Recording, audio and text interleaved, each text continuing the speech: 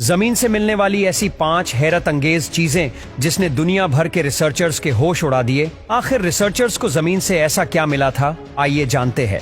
Number 1, America का एक किसान खेतों की खुदाई करवा रहा था तो कुछ ही मीटर की गहराई पे उसे एक अजीब सी चीज दिखाई दी। उस चीज की सच्चाई जानने के लिए जमीन को मस्जिद खोदना था। जैसे जैसे खुदाई का काम होता गया वैसे वैसे वो चीज जमीन के ऊपर नमूदार होने लगी।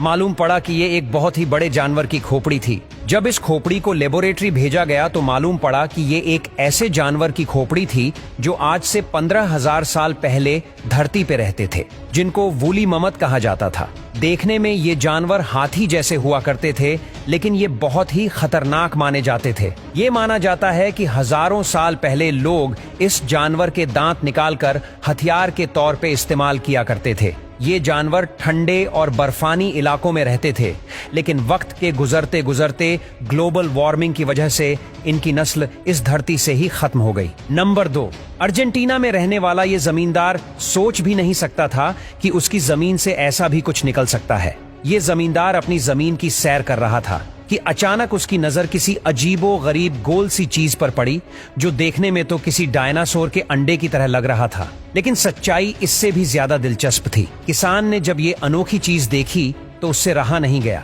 और उसने जमीन खोदना शुरू कर दी। ये अनोखी चीज 3 फीट जमीन में धंसी हुई थी, जिसको काफी मेहनत करके निकाला गया। जब रिसर्चर्स तक ये बात पहुंची तो पता चला कि ये कोई डायनासोर का अंडा नहीं, बल्कि 10,000 साल पुराने एक जानवर के जिस्म का एक हिस्सा था जिसे शैल कहा जाता है, और ये हिस्सा जानवर अपने डिफेंस के लिए इस्तेमाल करते हैं।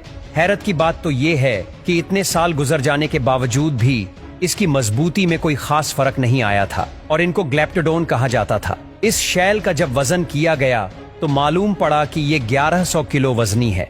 यानी जिस जानवर के सिर्फ शैल का ही वजन 1100 केजी हो, वो पूरा जानवर कितना वजनी होगा, इसका अंदाजा आप खुद ही लगा लें। नंबर 3, 1970 में कुछ माइनर्स साइबेरिया की एक माइन पर मामूल के मुताबिक काम कर रहे थे कि अचानक एक माइनर की नजर मार्बल से बने एक ताबूत पर पड़ी जो जमीन के अंदर बुरी तरह धंसा हुआ था। उन्होंने बगैर टाइम जाया किए उसको बाहर निकालने का काम शुरू कर दिया।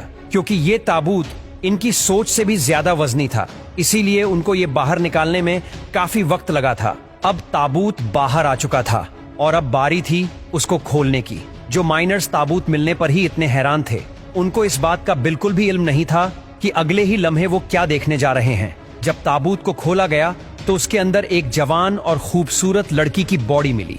लड़की की बॉडी देखकर ऐसा लग रहा था कि जैसे इसको मरे हुए चंद ही घंटे गुजरे हों, लेकिन ताबूत के अंदर बॉडी के अलावा एक और चीज भी थी। ताबूत में पिंक कलर का पानी मौजूद था जिसमें लड़की की बॉडी को रखा गया था। माइनर्स वो पानी देखकर रह न सके और उन्होंने उस लड़की की बॉडी को ताबूत से निकाल लिया। जैसे ही बॉडी को ताबूत से निकाला गया उसी वक्त बॉडी गलना शुरू हो गई। जब इस वाकया का इल्म अथॉरिटीज को हुआ तो फौरन हेलीकॉप्टर के जरिए ये ताबूत को साइंस लेबोरेटरी में भेज दिया गया, जहां साइंस दानों ने उस पानी पर रिसर्च शुरू कर दी जिसने सालों पुरानी बॉडी को गलने से बचा के रखा था। साइंस दानों का मानना था कि कई साल गुजरने के बाद इस पानी का एक्चुअल फॉर्मूला चेंज हो गया है, जिसको रिवर्स करना मुमकिन नहीं है। लेकिन एक बात तो कंफर्म है कि जिस जमाने की ये बॉडी थी उस वक्त लोग आज के दौर से काफी ज्यादा इंटेलिजेंट थे।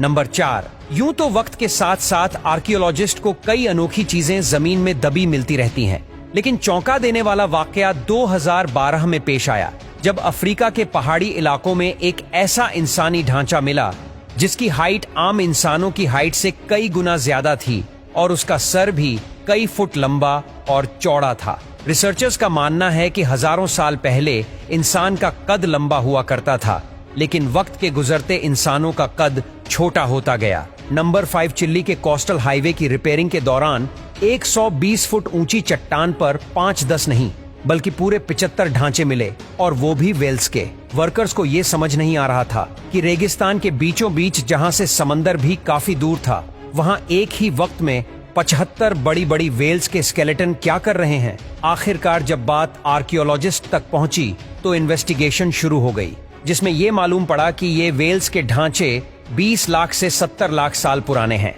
और रिसर्चर्स का मानना है कि इतने साल पहले ठीक इसी जगह समंदर का साहिल हुआ करता था, क्योंकि वेल्स जब भी बीमार होती है उनकी फितरत है वो साहिल पर आती है। लेकिन इतनी ज्यादा वेल्स आखिर एक ही जगह पर कैसे मरी होंगी?